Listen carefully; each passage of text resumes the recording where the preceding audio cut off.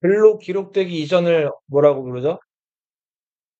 선사. 글로 기록된 이유를 역사 시대라고 하죠. 인류가 처음에 했던 도구, 돌이죠, 돌. 석기를 사용했죠? 석기 시대에 약 70만 년인데, 앞 시대를 구석기 시대, 뒷 시대를 신석기 시대. 역사는 이 시대 구분이에요, 시대 구분. 네. 어떤 사건을 기준으로 앞과 뒤로 나뉘는 것들만 이제 눈에 입체적으로 보이기 시작하면 이제 그때부터 역사가 많이 재밌어져요. 그래서 이 표로 그런 것들을 구분을 지어놨으니까 좀 얘기도 잘 듣고 유심히 잘 보세요. 교재 혼자 열심히 보는 거 굉장히 바람직해요. 구조적으로 파악을 하려고 노력을 해야지 머릿속에 박혀요. 구석기 시대와 신석기 시대 가르는 결정적인 기준, 뭐랑 뭐를 시작했어요, 인류가? 농경과 목축을 시작했죠. 이게 거의 혁명에 가까운 변화라고 해서 이걸 무슨 혁명이라고 부르죠?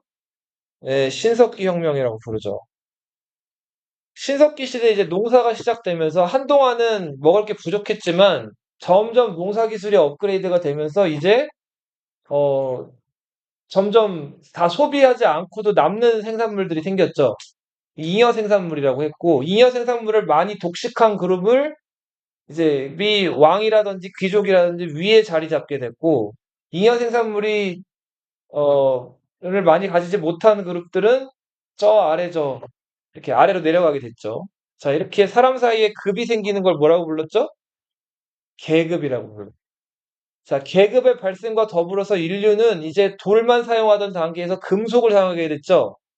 자, 인류가 최초로 사용한 금속, 청동을 주로 사용했죠. 그래서 이 시대를 청동기 시대라고 부르죠.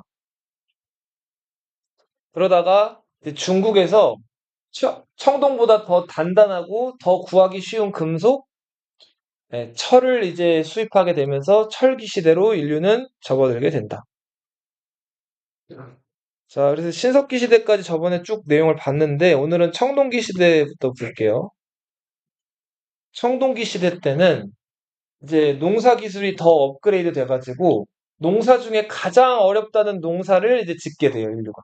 무슨 농사? 어떤 말은 자식 농사라고 하는데 자식 농사만큼 또 어려운 게 없다고 하지만 아무튼 농사 중에서 제일 어려운 농사는 벼농사예요, 벼농사. 자, 벼의 열매가 뭐예요? 쌀이죠, 쌀. 그쵸, 쌀 농사. 네. 벼 농사를 짓게 되는데, 이 벼라는 식물은 되게 까다로운 식물이에요. 일단은, 벼는 어떻게 해야 잘 자랄까요? 네, 물이 항상 있어야 돼요. 네. 그쵸. 물과, 그리고, 그쵸. 따뜻한 햇빛. 그러니까 기온이 또 높아야 돼요. 그래서 추운 지역에선 벼 농사를 할 수가 없어요. 그래서 주로 우리나라는 위가 따뜻해요, 아래가 따뜻해요. 아래 동네에서 먼저 벼 농사가 시작이 돼요. 네. 자, 이 벼농사가 이제 시작이 된다는 거. 네.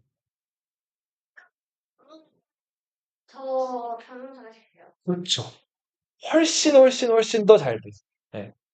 그리고 지금은 농사 짓는 기술들이 워낙 올라와가지고, 뭐, 북한에서도 지금도 쌀을 생산할 수 있긴 한데, 북한은 뭐 여러 가지 정치적 문제로 식량이 항상 부족하긴 하죠.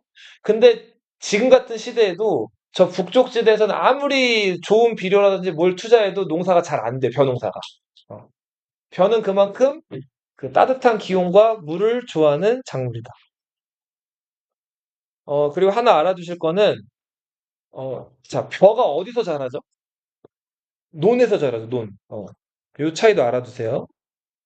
너희 논이라는 얘기도 들어봤을 거고, 논 말고 또 여기서 뭐라고 불렀어요, 아까? 아, 자, 우리 농산물을 재배하는 경작지를 논과 밭으로 보통 부르죠. 그 논과 밭의 결정적인 차이가 뭘까요? 맞아요. 잘 알고 있네요. 자, 논과 밭의 결정적인 차이는 논은 물이 있다는 거, 밭은 물이 없다는 거예요. 네. 논에 가보면은 항상 물이 찰랑찰랑 있어요. 그래서 왜 봄철에 모내기나 하는 거 보면은 보통 그 모가 이게 물에 잠겨 있죠, 이렇게. 예. 자, 근데 밭은 이렇게 보면은 물이 없죠. 예, 보통 이렇게 이랑이나 꼬랑처럼 이렇게만 돼 있고 그 아래 이제 뭐 상추나 이런 여러 가지 그런 뭐 잡곡이나 이런 것들을 이제 기르는 곳이 밭인데 요 둘의 차이는 물이 있고 없고의 차이다.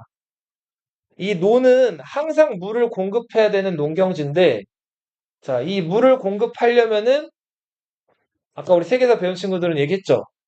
어떻게 해야 되죠? 그 배수구를 봐요. 큰 강에서 이 농경지까지 뭘 파놔야 돼요. 네. 그쵸? 배수로를 파놔야 되죠. 그쵸? 이렇게 배수로 파는 작업, 그렇게 해서 항상 물을 쓸 수 있게끔 만드는 이 작업을 뭐라고 불렀어요? 관, 관계. 관계라고 불렀죠, 관계. 예. 그래서 청동기 시대 특징은 무슨 농업이 발전한다? 관계 농업. 그래서 논이 등장하게 된 거고, 논이 등장하면서 벼를 기를 수 있게 된 거예요. 예.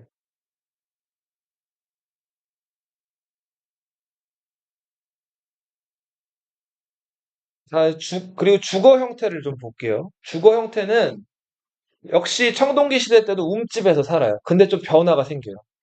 자, 우리 신석기 시대 때 지었던 움집은, 자, 우리 집 지을 때 선생님이 가장 먼저 얘기한 게 뭐예요?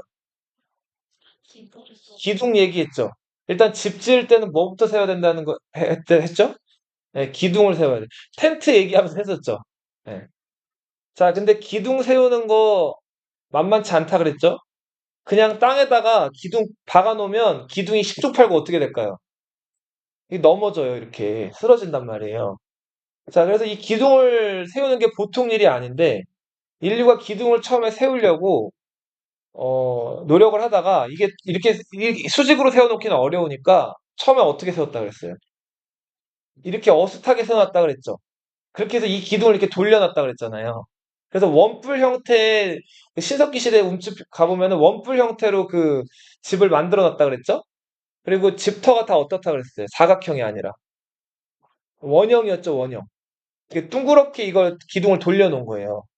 그리고 기둥이 그냥 지상에다가 이걸 세워놓으면 이게 기둥이 어떻게 돼요?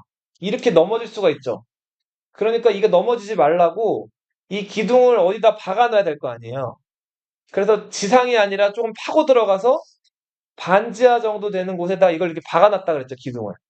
그래서 초기 형태의 가옥은 반지하 가옥이 많았단 말이에요. 반지하 장점은 여름에도 서늘하고 겨울에도 어느 정도 따뜻하다는 거죠. 춥지 않다는 거. 대신에 치명적인 단점. 그쵸. 이제 습하다 그랬죠. 사람은 건조한 데서 살아도 아까 우리 미라 시체 얘기할 때 했는데 뭐가 제일 먼저 썩는다 그랬어요. 시체 중에서. 장기가 왜 먼저 썩어요? 물기가 있으니까 제일 먼저 썩는 거예요. 그러니까 사람은 건조한 데서 살아도 습한 데서는 살면 병이 나거나 오래 못 살아요. 근데도 인류는 어쩔 수 없이 기둥 세우는 것 때문에 파고 들어가서 살았단 말이에요. 그 일정한 또 체온을 확보하기 위해서도 있었고. 자, 그래서 아무튼 청동기 시대에 접어들면서 점점 가옥 기술도 업그레이드가 돼가지고 이제 기둥을 이렇게 뉘는 게 아니라 이렇게 세우게 돼요. 네. 자, 그러면서 지상 가옥화가 되는데 이걸 어떻게 세우게 됐을까요? 그냥 이렇게 맞아요. 지금 좋은 지적을 했어요. 너희 그 절이나 이런 데 가본 적 있어요? 절 가면 다 그 한옥식으로 이렇게 건물, 나무로 지어놓은 건물들 많죠? 절 건물들이 다 그렇잖아요? 그 절에 가서 이제 그 집 기둥을 보면은, 대들보나 기둥을 보면 그 나무 기둥 아래 보통 뭐를 대놨어요? 돌을 대놨단 말이에요. 그 돌을 주춧돌이라고 해요. 무슨 돌? 주춧돌. 자, 이 주춧돌을 인류가 이제 한국 사람들이 사용하게 되면서 나무를 좀 더 효율적으로 세우게 된 거예요. 주춧돌을 약간 우묵하게 해놔가지고 나무 기둥을 박을 수 있게끔 만들어 놓은 거예요. 그리고 또 주춧돌을 사용하면 좋은 점은 그냥 만약에 나무를 잘라가지고 나무 자르는 순간 나무가 죽죠. 그 죽은 나무를 그냥 땅에다 박아놓으면 어떻게 될까요? 나무가 금방 썩어요. 세상의 모든 물질은 흙으로 가면 다 어떻게 된다? 다 썩어요. 근데 나무도 생명이 이미 단절이 됐기 때문에 흙에다 그냥 박아두면 금방 썩어요. 이게 쪼그라들고. 자, 근데 이 나무를 좀 이렇게 처리를 잘 해가지고 이 돌 위에다가 얹어 놓잖아요. 그러니까 흙에다 바로 박지 않고 돌 위에다 얹어 놓으면 이게 오래 가요. 썩긴 썩지만. 자, 그래서 이 주춧돌을 쓰게 되면서 인류는 이제 기둥을 세울 수 있게 됐다는 거. 그러면서 집을 이제는 이렇게 원형으로 짓지 않고, 그렇죠. 방형, 사각형으로 건설할 수가 있게 됐다. 그러면서 공간도 훨씬 더 어떻게 됐을까요? 넓어졌겠죠. 그렇죠. 자, 그리고 예전에는 그 불이 워낙 귀했기 때문에 딱 움집에 들어가면은 불 때는 화덕이 어디 있었다 그랬어요? 가운데 있었다 그랬죠. 그래서 가운데서 불을 한번 피우면 그 불 피운 열기를 사람들이 다 이렇게 둘러 앉아가지고 나눠 가졌다 그랬죠? 자, 그런데 이거 만약에 너희 집에 딱 들어가는데 가스레인지가 거실 한가운데 있다고 생각해봐요. 블루스타가 캠프파이어 할 것도 아니고 굉장히 불편하겠죠? 자, 그래서 이게 그 부엌이라든지 가스레인지 이렇게 요리를 하는 공간이 가운데 있다가 점점 어디로 가게 됐다?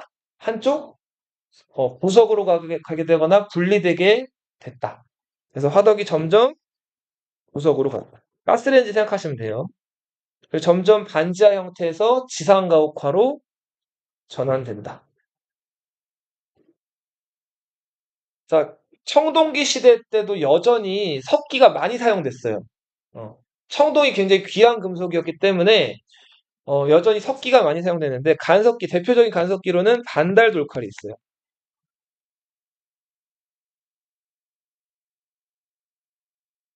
자, 이렇게 반달 모양의 돌인데 여기다가 동그라미 이렇게 구멍을 딱 이렇게 뚫어 놓고 여기다가 줄을 이렇게 매다는 거죠. 손잡이처럼. 자, 여기다 손을 집어넣고 이걸 이렇게 잡아서 요 날 부분 있죠? 요 날 부분으로 벼 이삭을 베는 거예요. 그러니까 돌로 만든 낫이라고 보면 되겠죠? 네, 근데 아까부터 화면에 약간 빨간색 신경 쓰인 것 같은? 그래요? 뒤로 갈까? 지금 그래도 그래요? 아직도 그래요? 약간 빨간색 신경 칠한 것 같은 칠한 것 같은. 색깔이 신기. 색깔이 가지고 아마 색이 괜찮으면 핑크색이야 막 그러니까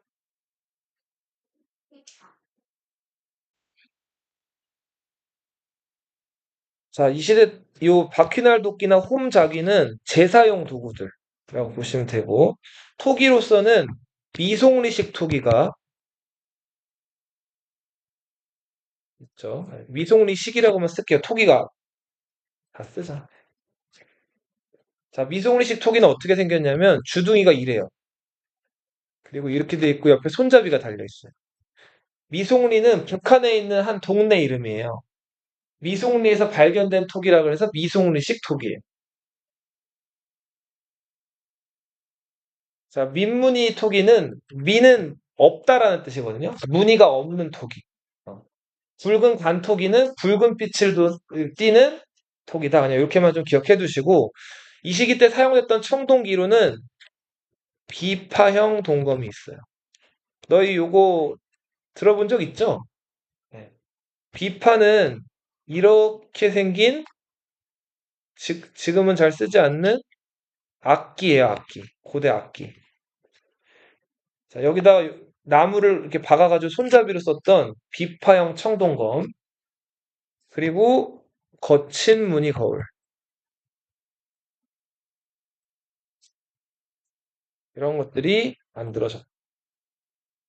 비파형 동검이 무기로 사용됐을까요? 제사용 도구로 사용됐을까요? 그쵸. 주로 제사용 도구로 사용됐을 거라고 추측을 해요. 이것도 그래도 칼이기 때문에 완전히 무기로 사용되지 않았을 거라고 단정할 수는 없지만 대체로 이제 학자들이 입을 모아서 얘기하기로는 이거로 사람을 찔러 죽이거나 뭔가 이렇게 하기는 어려웠을 것이라고 봐요. 네. 그래서 대체로 제사용 도구로 사용됐을 것이다라고 하는 게 일반적이고. 그리고 요 시대 때는 이제 평등한 사회를 이제 지나갔죠.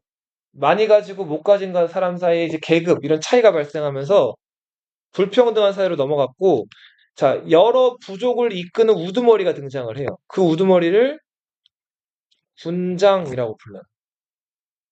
군장. 이 군장들은 다른 부족장들보다 위에 있는 사람이기 때문에, 자, 죽었을 때도 그냥 평범한 곳에 묻히지 않고 굉장히 그 웅장하고 어마어마한 곳에 묻힌단 말이에요. 군장들의 무덤, 고인돌. 들어봤죠? 네. 오늘 한자가 네. 수업 이름 그 아니. 이거 고인돌은 이건 순 우리말이에요. 돌을 고아놨다 이래가지고. 고여놨다 이래가지고. 자, 여기서 널은 이것도 순 우리말이거든요. 널이 뭘까요, 널? 널. 널이 관이에요, 관. 네, 관.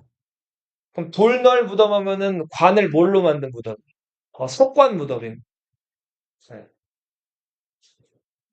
자, 이 시대 때 사람들도 농사 기술이 아무리 업그레이드 됐어도 여전히 사냥이라든지 여전히 뭐 과일 따먹는 거라든지 여전히 물고기 잡는 거 다 했단 말이에요. 그래서 그런 것들 좀 잘 되게 해주세요 하는 차원에서 바위에다가 여러 그림을 그렸어요. 네.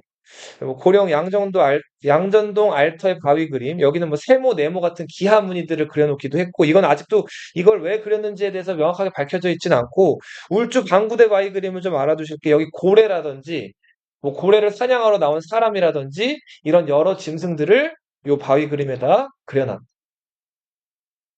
자, 이런 거 그린 이유가 뭘까요? 그래, 풍요롭게 사냥 잘 되게 해주세요. 그런 것들을 기원하는 취지였겠죠. 자, 그리고 철기 시대로 넘어오면서 자, 이제 농사가 더 이제 업그레이드 돼요. 생산력이 증가했다고 나오는데 그냥 이렇게 얘기하면 뭔지 잘 모르고 한번 설명 갖다 드리면 농사 지어본 사람 있어요? 간단하게라도? 네. 어, 엄청 좋은 경험을 했네요. 서연이도. 네. 네. 할머니는 같이 있어서 거기에서 쉐이 키웠어. 오, 체리를 직접 씨 뿌려가지고 키웠어요? 우와, 열매까지 따봤어요? 네.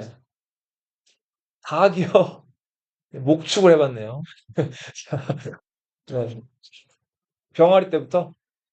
병아리 때부터 닭까지 키운 거예요? 네. 오, 멋져. 네, 유치원에서 네, 그 유치원이 약간 가톨릭 유치원 해가지고 뭐 성당이랑 같이 네, 네. 성당 옆에 밭이 있었는데 아,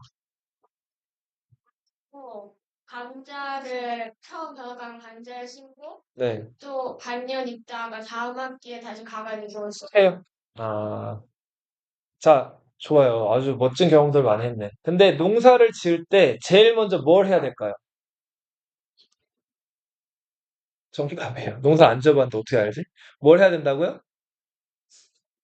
네, 밭을 갈아야 되는데 좀 더 구체적으로 표현해 볼게요. 어, 근데 그 전에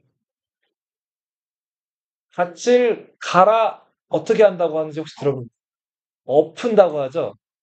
어, 땅을 섞는 거예요. 그 왜 섞을까요, 그거? 맞아요. 그것도 맞는 얘기예요. 일단은 땅이 있으면 그 땅에도 영양분이 있어요. 근데 그 영양분을 많이 머금고 있는 땅이 어느 땅일까요? 지상에 있는 땅일까요? 아니면 지하에 있는 땅일까요? 네, 지하에 있는 땅들이 유기물이나 이런 것들을 손실 안 되게끔 많이 간직을 하고 있단 말이에요. 그래서 그 아래 깊숙이 묻혀 있는 땅을 위로 끌어내는 작업을 하는 거예요. 그리고 땅도 산소를 머금은 땅이 있고 그렇지 않은 땅이 있는데 지상에 있는 땅들은 영양분은 없는 대신에 산소들은 많이 노출이 돼 있겠죠. 근데 저 깊숙이 있는 땅들은 영양분은 많은 대신에 산소에 노출이 안 돼 있죠. 그래서 그 두 땅을 갈아엎는 작업을 하는 거예요. 예. 근데 그러니까 깊이 있는 땅을 더 깊이 갈아서 이거 농기구를 넣어가지고 갈아엎을수록 농사는 더 잘 돼요. 예. 이런 거를 심경이라고 하거든요. 깊을 심자에 밭갈 경자 써가지고. 그러니까 심경이 가능하려면 자, 농사를 처음 지을 때 사람들은 손으로도 막 파봤겠죠? 근데 손으로 파는 거니까 손만 다치고 파기 쉽지 않죠. 손도 더러워지겠고. 그래서 돌로 만든 농기구로 이거를 계속 파헤치고 했겠죠. 근데 돌로 만든 농기구로 땅을 치다 보니까 돌이 금방금방 어떻게 돼요? 닳거나 부러지고 깨지죠. 그죠? 그래서 돌로 만든 농기구로는 어느 정도 깊이까지 내려가는 거밖에 못해요. 그러니까 더 깊이는 내려갈 수가 없었단 말이에요. 자, 그런데 이제 청동보다 더 단단하고 청동보다 더 이렇게 재련하기가 더 좋은 또 그리고 또 매장량도 더 풍부한 철이라는 금속을 인류가 사용하게 됐죠. 자, 철로 농기구를 만들면서 이제 철은 돌보다도 훨씬 더 강력하잖아요. 그래서 이 철을 이용해가지고 철로 만든 농기구로 깊이 있는 땅까지 갈아엎게 된 거예요. 자, 그러면서 생산력은 더욱더 높아졌다. 여기다 플러스 하나 더 시간이 조금 더 지나가지고 자, 사람 힘이 아무리 세다 그래도 한계가 있죠. 그쵸? 사람 힘이 아니라 짐승의 힘을 빌려가지고 논밭을 갈아엎기 시작하는 거예요. 짐승 중에서, 그쵸, 우직하고 힘센 짐승. 소를 이용해가지고 소 뒤에다가 쟁기라는 걸 달아서 이거 갈아엎는 거예요. 자, 소를 한자로 뭐라고 하죠? 소를 이용해서 밭을 가는 거를 우리 우경이라고 하죠, 우경. 네. 심경과 우경. 심경은 깊이갈이에요. 우경은 소를 이용해서 농사를 짓는. 자, 우경이 보급됐다는 기록은 삼국사기, 삼국사기에는 신라 지증왕이라는 왕 들어봤어요? 지증왕 때 우경이 보급됐다는 기록이 처음으로 나와요. 근데 삼국사기는 공식적인 기록인데 공식적인 기록에서 나라에서 우경을 장려했다, 우경 보급했다라는 기록이 나왔다는 거 보면은 그 이전부터도 우경이 실시는 되었을 것이라고 추측들을 하죠. 그래서 아무튼 자, 우경, 심경 이런 것들이 가능해지면서 점점 생산력은 더욱더 늘어났다. 철기는 주로 무기랑 뭐로 만들어졌다고요? 농기구. 자, 경남 창원에서 붓이 발견됐어요. 자, 붓이 발견됐다는 거는 그 당시에 한글이 없었으니까 뭘 썼다는 걸 알 수가 있어요. 한자를 썼다는 걸 알 수가 있죠. 그쵸? 그림도 그렸겠죠, 아마. 한자를 사용했다는 거. 명도전은 돈이에요, 돈. 화폐. 그,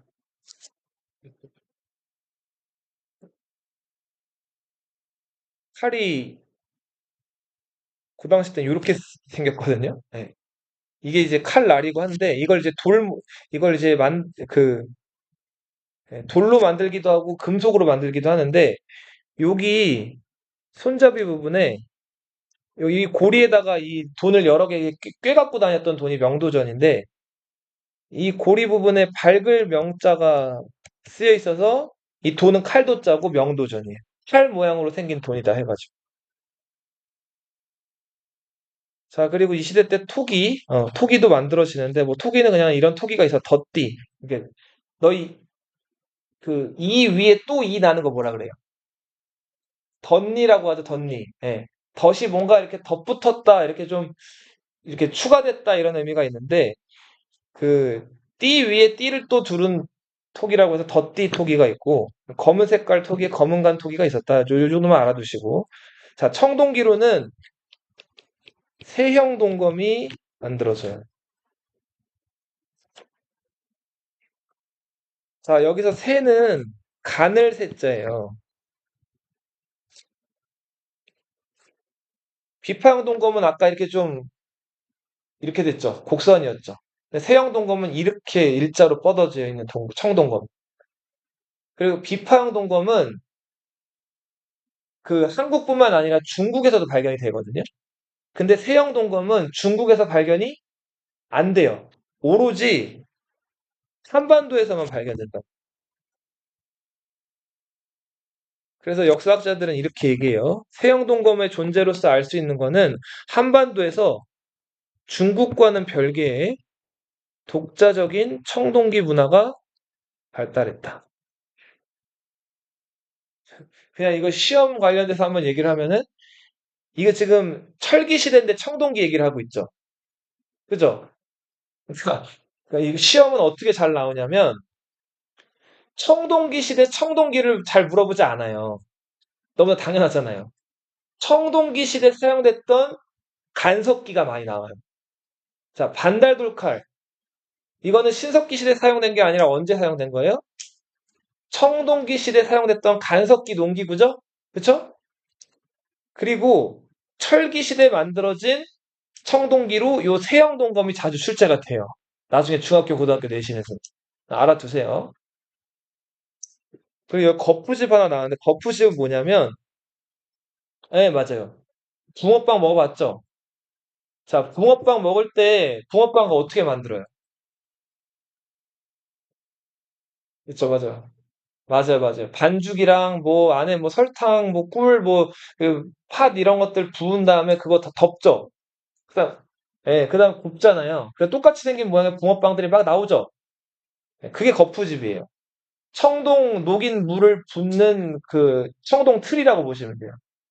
도끼 날 같은 거 이런 거푸집에서 만들어서 나무 자루에다가 도끼 날만 딱 끼우는 거예요. 자, 그런 거푸집이 요 시기 때 만들어져. 널무덤은 이제 나무 널로 만든 무덤, 동무덤은 항아리 모양의 도구로 만든 무덤, 이런 무덤들이 있었다. 이렇게만 알아두세요. 자, 이제 넘어가 볼게요. 자, 우리 그 사진 좀 보세요. 8페이지.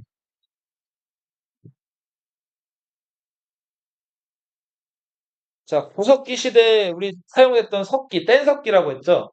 대표적인 뗀석기, 주먹도끼가 있죠? 구석기 시대의 유물이죠. 자, 그리고 여기 옆에 세 개의 유물은 다 신석기 시대 유물이에요. 자, 보시면은 지금 뗀석기보다는 확실히 어때요? 좀 깔끔하죠? 잘 이렇게 갈아서 만든 석기죠? 갈아서 만든 석기 무슨 석기예요? 간석기. 너희 그 이렇게 막 비비는 거 비비면 막 열나죠? 마찰이라고 하죠. 그리고 계속 뭔가 이렇게 비비거나 지우개 같은 거 쓰면 마모되죠. 마라고 하는 게 무슨 뜻이에요? 때 나와요. 자, 마라고 하는 게 무슨 뜻이에요? 간다란 뜻이에요. 그래서 간석기를 뭐라고 부르냐면 마제석기라고도 불러요. 갈아 만든 석기예요. 자, 그리고 실을 뽑는 원시 물레, 가락바퀴죠. 네. 자, 옷을 만들려면 먼저 실을 만들어야 되죠. 실을 뽑는 원시 물레, 가락바퀴입니다. 자, 그리고 신석기 시대 움집 터인데 원형이죠, 다? 네, 원형의 형태. 이거 기둥을 이렇게 세우려고 했기 때문이라고 그랬죠? 화덕이 지금 다 어디 있어요? 불 때는 자리가. 가운데 있죠? 네. 네. 그 책에서 읽었을 때 이거 내려가 있는 이유가 그 온도차 때문이라는. 기온차도 있어요. 네. 내려가게 되면은 저번에 말씀드렸듯이 그 저기 뭐야 기온이 항상 일정해져요. 여름에 서늘하고 겨울에는 많이 춥지 않아요. 네. 대신에 어떻다 그랬어요? 습하다 그랬죠? 네. 일단은 살아남아야 되기 때문에 습하고 자시고 일단은 너무 춥거나 하면 못 살잖아요. 그러니까 땅을 좀 파고 내려간 거예요. 근데 그런 이유도 있지만 기둥을 세우기 위한 목적도 어느 정도는 있었다. 이게 비파형 동검이죠. 여기다가 손잡이, 나무 손잡이를 콕 끼워가지고 사용했던 청동검. 자, 사진 옆으로 넘어가서 자, 고인돌이죠. 이 위에 있는 무게가 수십 톤이에요. 이 무게 사람이 들어가지고 올릴 수 없죠. 그러니까 이거 고인돌 위에 돌을 어떻게 얹었죠? 줄로 해가지고. 맞아요. 잘 알고 있네. 그쵸. 여기다 이게 흙을 이제 채운 다음에, 그쵸? 이걸 끈으로 이렇게 엮죠. 그 다음에 사람들이 여기 통나무 같은 거 이렇게 바퀴처럼 돼가지고 이렇게 돌을 끌어올려다가 올려놓는 거죠. 그리고, 예, 다 올려놓으면 어떻게 해요? 흙을 다 치우죠. 예. 그리고 여기 아래다가는 보통 그 무덤 주인의 어떤, 뭐 시체도 아마 묻었을 텐데, 시체가 지금 해골 같은 게 너무 시간이 오래 지나서 남아있지는 않죠? 무덤 주인들이 썼던 물건들을 보통 여기다 묻죠. 그렇게 살아생전에 사람들이 쓰던 거 같이 묻어주는 거, 그런 부장품들을 뭐라고 불러요?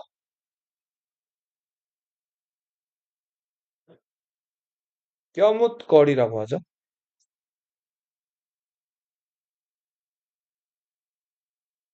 그리고 이게 이제 신석기 시대, 청동기 시대 때 사용됐던 미송리식 톡이에요. 주둥이가 이렇게 생겼죠? 옆에 뭐가 달려 있어요? 손잡이가 달려 있죠.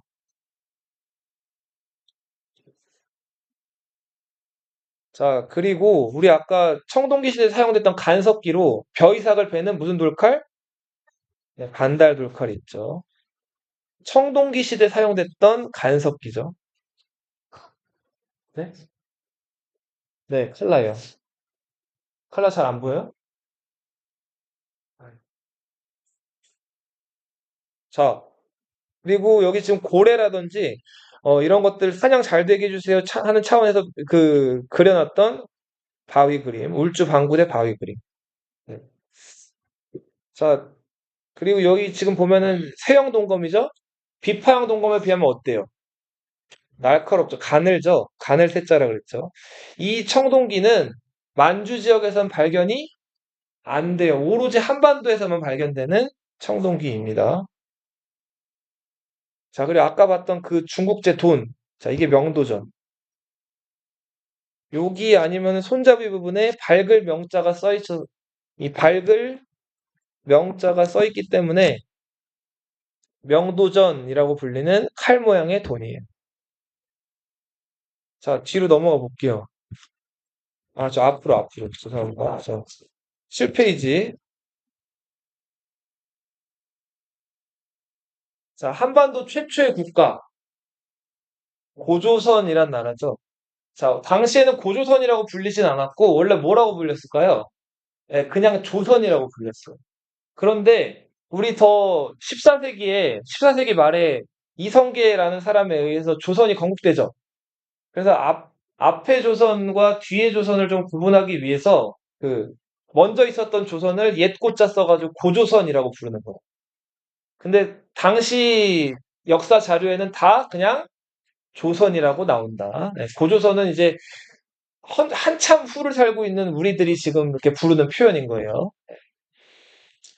자, 우리 고조선 하면 단군 신화 들어본 적 있죠?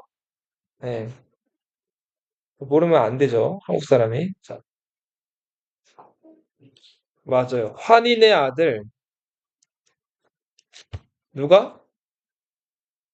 환웅이 네, 널리 인간을 이롭게 할 뜻을 품고 하늘에서 땅으로 내려오죠. 말이 돼요? 자, 말 그대로 신화 같은 얘기죠. 그리스 로마 신화 있듯이 우리 한국에도 그런 신화가 있는 건데 이렇게 하늘에서 있던 신들이 땅으로 내려오는 모티브, 땅으로 내려오는 형태의 이런 신화를 이렇게 불러요.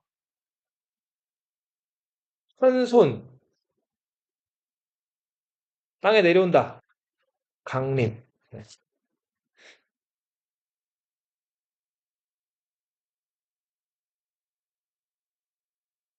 자, 환웅은 내려올 때 혼자 내려왔어요? 아니죠. 비 맞아요. 맞아요. 풍백, 우사, 운사. 풍은 무슨 풍? 바람풍. 우사. 그쵸. 비. 운사. 그럼 이게 다 지금 날씨나 계절과 관계된 것들이죠. 자, 이런 것들을 관장하는 신들과 같이 내려오죠.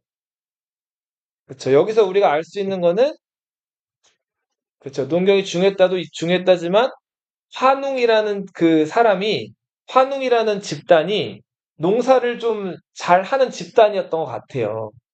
그래서 외부 지역에 살다가 요 지금 고조선, 우리 고조선의 주 영역이 지금 북한 평양이라든지 중국의 요동 지역이었거든요. 다른 지역에 있다가 발달된 농사 기술을 가지고 요 지역으로 들어온 것들이라고 역사적으로 해석을 해요. 예. 자, 근데 내려올 때 널리 인간을 이롭게 하고자 내려왔죠. 홍익, 인간.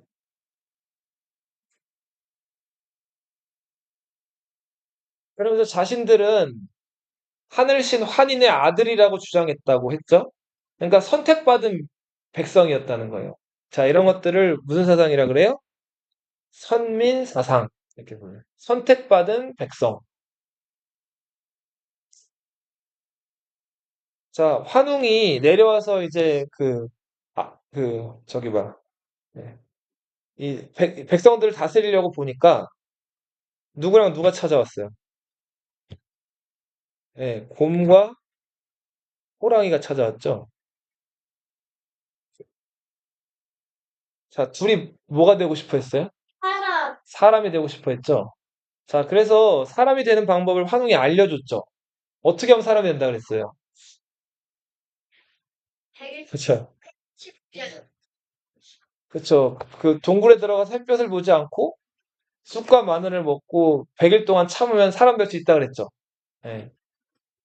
쑥 좋아해요? 쑥떡은 좋아. 마늘 좋아해요? 마늘을 많이 먹어야 사람이 돼요. 그 예. 아직 사람. 자, 봐요. 그래서 아무튼 곰과 호랑이가 사람이 되려고 그 미션을 수행하러 들어갔죠. 자, 근데 호랑이는 견뎠어요, 못 견뎠어요? 못 견디고 동굴 밖으로 뛰쳐나갔죠. 자, 근데 곰은 꾸역꾸역 먹고 버텼죠. 자, 100일 동안이나 먹어야 될 줄 알았는데, 근데 예상보다 금방 사람이 됐죠. 삼국 유사 기록에 의하면은 3, 7일. 3, 7일이 며칠일까요? 37일? 34? 34는 또 어디서 나온 거지? 3, 7일 하면은 며칠일까요? 73일? 3, 7일? 야, 21일. 네, 21일. 그런 거야? 21일 만에 사람이 됐죠? 자, 사람이 됐는데 곰이 사람이 됐기 때문에 이름을 뭐라고 붙여줬어요? 곰녀? 네. 웅녀라고 붙여줬죠? 웅녀가 신단수 아래서 외롭게 이렇게 있는데 웅녀를 외롭게 여긴, 그러니까 안타깝게 여긴 환웅이 사람으로 변해서 웅녀 옆으로 찾아왔죠. 자, 그리고 웅녀와 환웅의 결합으로 아들이 태어났죠. 그 아들 이름이 뭐였어요? 단군 왕검이었죠. 자, 여기서 단군이 의미하는 거, 단군. 단군은 하늘의 제사를 지내는 무당을 뜻해요. 무당은 뭐 하는 사람이라고요? 하늘의 제사 지내는 사람. 왕검은 뭘 뜻할까요? 왕, 공치. 그쵸. 임금을 뜻해요. 임금은 정치 지도자죠. 통치자죠. 정치.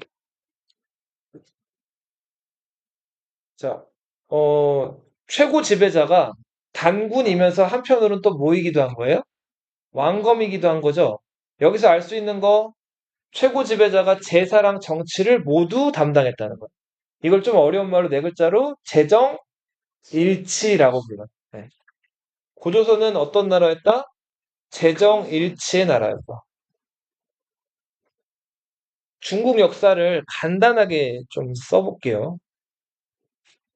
자, 여기 보시면 한반도 이렇게 있는데 이 강의 혹시 무슨 강의였는지 기억나요? 이강. 요, 요하였죠, 요하. 그쵸. 네. 고조선의 영토는 어디랑 어디였을까요, 보통? 근데 고조선이 있을 때는 만주라고는 안 불렀어요. 만주는 17세기 이후부터 쓰인 표현이고, 요하의 동쪽을 요동. 그리고 여기 우리가 살고 있는 반도, 한반도죠. 고조선은 한반도에서 어느 지역을 장악을 했을까요? 한반도의 북부죠. 자, 그래서 고조선의 세력 범위를 얘기할 때 이렇게 얘기하세요. 좀 유식하게. 어디랑 어디? 요동과 한반도 북부. 고조선의 주요 세력 범위는 어디랑 어디라고요? 요동과 한반도 북부. 맞아요. 좋아요. 자, 이 중국에는 당시에 연나라라는 나라가 있었어요. 연나라는 요서, 그러니까 고조선이 요동을 주요 세력 무대로 했다면 연나라는 요서 지역을 차지한 중국 나라였는데 이 연나라랑 고조선이 진짜 수백 년 동안 계속해서 싸워요. 근데 우리 세계사 배운 친구들은 배웠겠지만 4대 문명의 핵심지 중에 하나죠. 중국 여기 황하 지역은. 예. 그래서 일찍부터 청동이든 철이든 무기를 잘 만들었던 게 여기 중국이란 말이에요.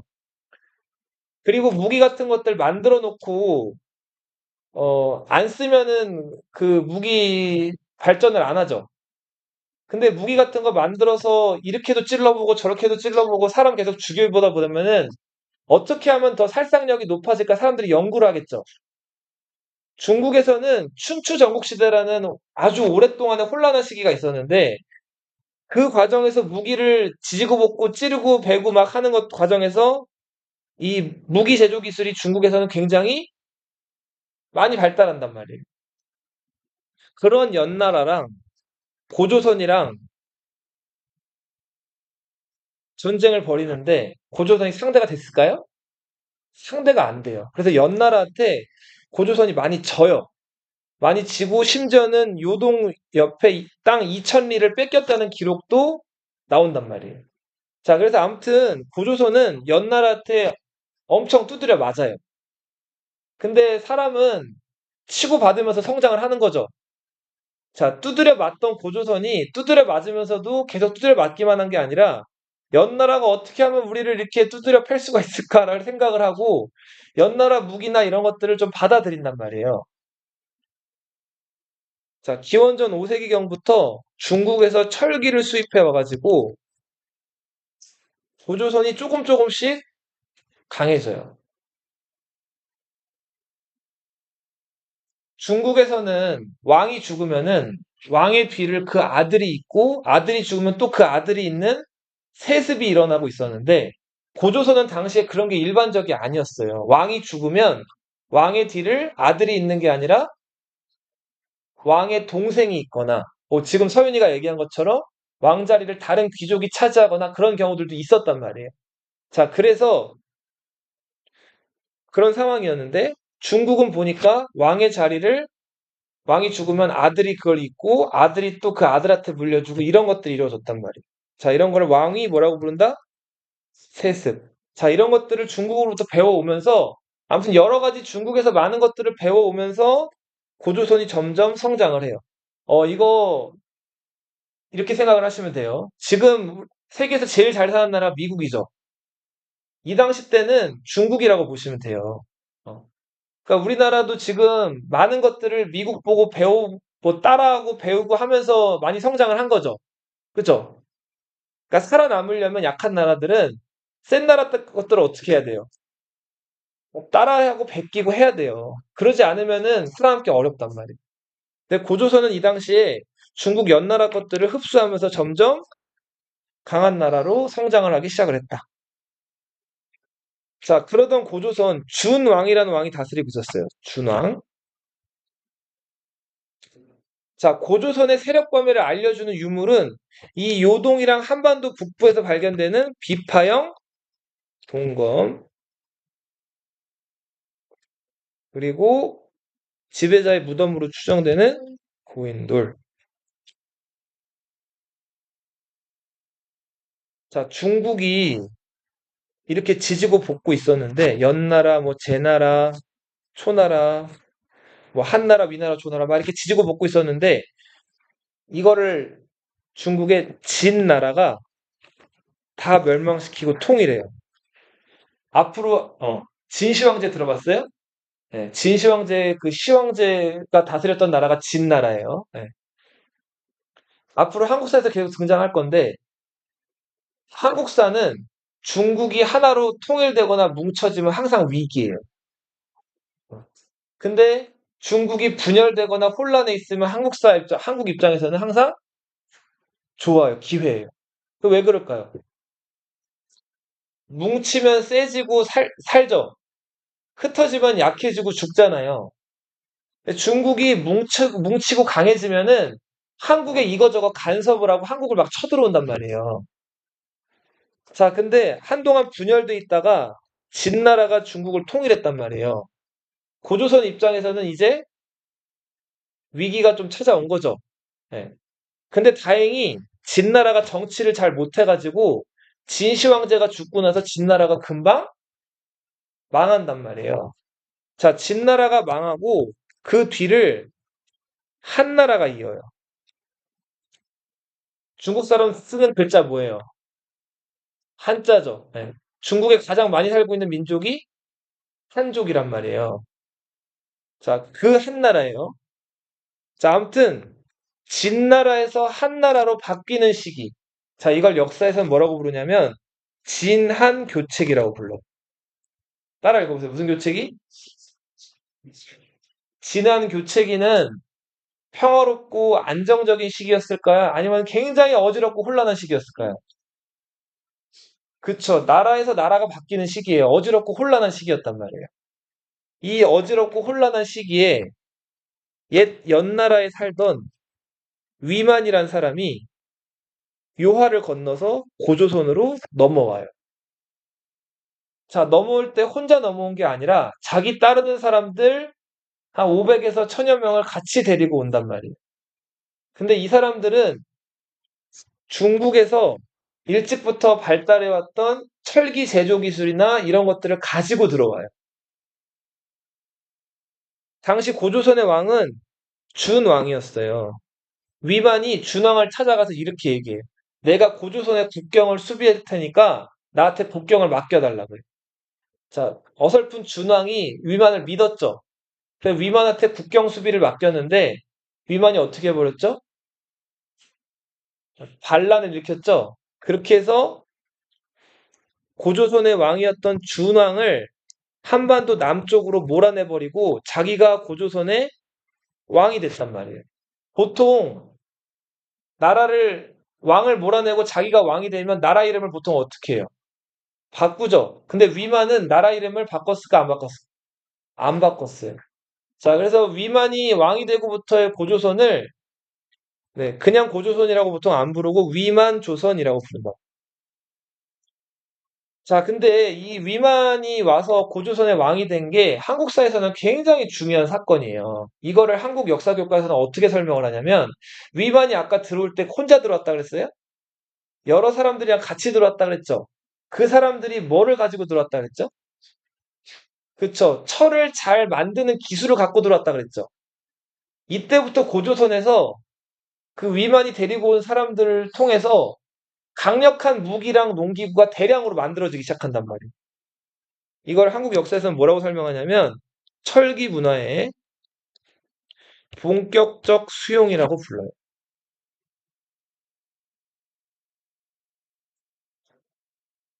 고조선이 점점 위만이 오고 난 이후부터 더 그쵸, 발달하고 강해집니다. 고조선에는 8개의 법이 있었어요. 이 법을 팔조법이라고 하는데 요거 한번 읽어볼게요. 주원이 1번 1조 사람을 죽인 자는 즉시 죽임으로써 갚는다. 그쵸. 자, 사람을 죽인 걸 살인이라고 하죠. 살인한 사람은 어떻게 한대요? 그쵸. 살인한 사람은 똑같이 사형을 시키는 거예요. 자, 이거는 살인한 사람, 그러니까 사람을 죽인 거에 대한 보복적인 성격도 있지만 사람을 죽이게 되면 그 죽은 사람은 이제 일도 못하고 아무것도 못하잖아요. 노동력이 상실되는 거죠. 그러니까 누군가를 죽이게 되면 거기에 대한 처벌로 그 사람도 죽게 만드는 거예요. 그래서 여기서 알 수 있는 거는 사람의 목숨, 사람이 이제 일할 수 있는 그 노동력을 중요시했다는 거. 자, 2조. 요거는 지한이가 읽어보세요. 남에게, 수상한다. 자, 상해가 뭘까요? 다치게 하는 거예요. 남을 다치게 한 사람은 뭘로 갚게 한대요? 곡물. 곡물이 곡식이죠? 곡식으로 갚게 한다. 여기서 알 수 있는 거는 농경사회였다는 것도 알 수가 있고, 그렇게 뭐 사유재산 이런 것들을 중요시했다. 이런 것도 알 수가 있죠. 자, 3조는 저기 영서가 읽어보세요. 남의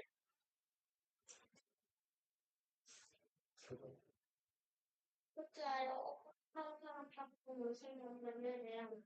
도둑질한 사람은 재산을 몰수한대요. 그리고 그 집에 뭐로 삼는데요? 노비로 삼는다 그랬죠. 노비가 뭘까요?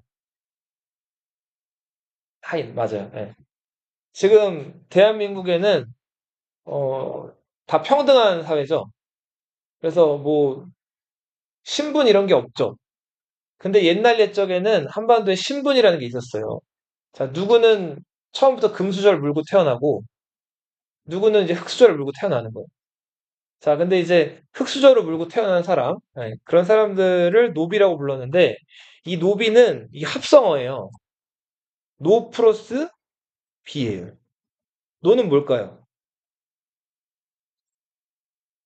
남자 종을 노라고 불러요. 비는 뭘까요?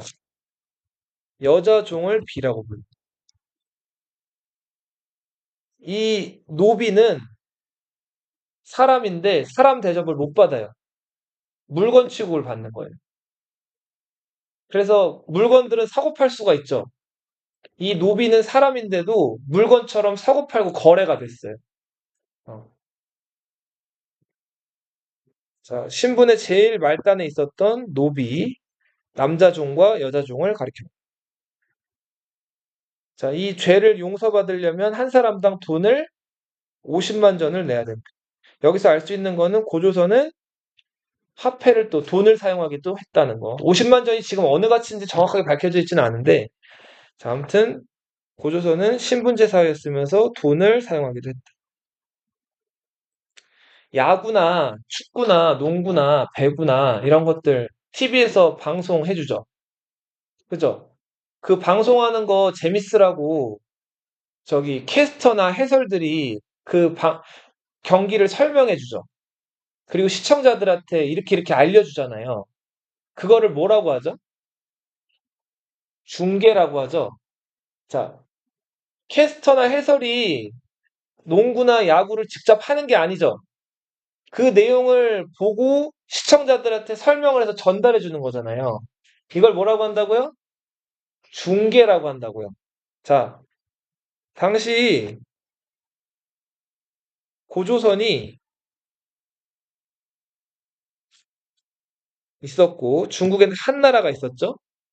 자, 여기 한반도 남쪽에는 진이라는 나라가 있었어요. 이거 다 왔어요. 요거만 맞힐 거예요. 자, 중국의 한나라가 고조선 남쪽에 있던 아까 그 진나라 아니에요. 이름만 같아요. 자, 한반도 남쪽에 있던 조그만 진이라는 국가랑 무역을 하고 싶었어요. 근데 이 당시 때는 바다로 이제 배를 보내는 게 지금처럼 배가 이렇게 발달된 시대가 아니라서 그 태풍 같은 거 불면 배가 다 침몰할 수도 있죠. 그래서 이때는 주로 해상 무역을 많이 하진 않고 육로로, 그러니까 육지로 이제 왔다 갔다 하면서 무역을 했는데 한이 진이랑 만나려면 어디를 거쳐야 돼요? 고조선을 거쳐야 되죠. 그죠? 자, 근데 고조선이 이 한나라 상인들이랑 진 상인들이 이제 와서 물건 거래할 때 수수료를 받아 챙겨요. 자기네 지역을 왔다 갔다 하니까. 자, 이렇게 중간에 물건 왔다 갔다 할 때 수수료 띄어먹는 무역을 무슨 무역이라고 하냐면 중개무역이라 그래. 한 나라 입장에서는 엄청 킹받는 일이죠. 아니, 물건을 사고 팔려는데 고조선이라는 저 조망만한 나라가 수수료를 띄어먹는 거예요. 그러니까 안 되겠죠. 손을 봐줘야겠죠. 한 나라가 육지랑 바다 양쪽으로 고조선을 쳐들어와요. 고조선은 무려 그 중국의 강력한 한나라 군대에게 1년 동안 버텨요. 자, 근데 1년을 버텼는데 전쟁이 길어지다 보니까 고조선 입장에서 중국 한나라 상대하는 게 만만치가 않죠. 그래서 고조선 내부에서 계속 싸워야 된다. 주전파. 주장한다. 전쟁을. 그래서 주전파예요. 반면에 평화. 화해하자. 평화를 주장하는 주화파. 이게 내분이 벌어진 거예요. 주전파의 대표는 위만의 손자였던 우거. 우거왕. 고조선의 마지막 왕이에요. 그리고 성기장군. 주화파의 대표는 장군 왕겹. 조선상 노인. 이름이 노인이에요. 자, 이런 사람들이 평화를 주장했다고. 근데 도저히 한나라를 이겨낼 자신이 없었던 주화파들이 자, 우거왕을 암살을 해요. 자기들 왕인데. 그리고 성기 장군이 남아서 1년 동안 끝까지 이 노인을 쫓아내고 버텼는데 이 성기 장군도 결국은 주화파의 손에 의해서 암살당한단 말이에요. 결국 주전파들이 다 암살당하거나 제거당하고 주화파들만 남았죠. 결국 고조선은 1년 만에 중국 한나라에게 항복을 해요. 자, 한나라는 고조선 멸망시킨 다음에 그냥 물러가지 않고 이 중국인들을 보내가지고 고조선을 지배하거든요. 너희 그 지금 우리 살고 있는 서울 특별시라고 하죠. 자, 서울 특별시 다음으로 중요한 도시들은 뭐라고 불러요? 부산 광역시, 인천 광역시 이렇게 부르죠. 자, 중국인들은 그 광역시를 군이라고 불렀거든요. 고조선 지역에다가 4개의 광역시를 만든 거예요. 뭐를 설치했어요? 한사, 군을 설치한다고. 한사군 이름은 다 기억할 필요 없고 4가지 중에서 한 가지만 좀 잘 기억하세요. 낭랑군, 임둔군, 진번군, 현도군. 자, 이 중에서 낭랑군 하나만 좀 기억을 하세요. 나머지는 다 금방 이제 없어지는데 낭랑군은 무려 400년 동안 그 고조선 땅을 지배를 해요. 그리고 고구려의 미천왕이 400년 만에 낭랑군을 중국으로 쫓아내버리기 전까지는 낭랑군이 아주 오랫동안 한반도를 지배한다. 이 낭랑군은 북한의 수도 어디? 평양. 평양에 있던 곳이. 자, 오늘 여기까지 할게요. 길어졌네.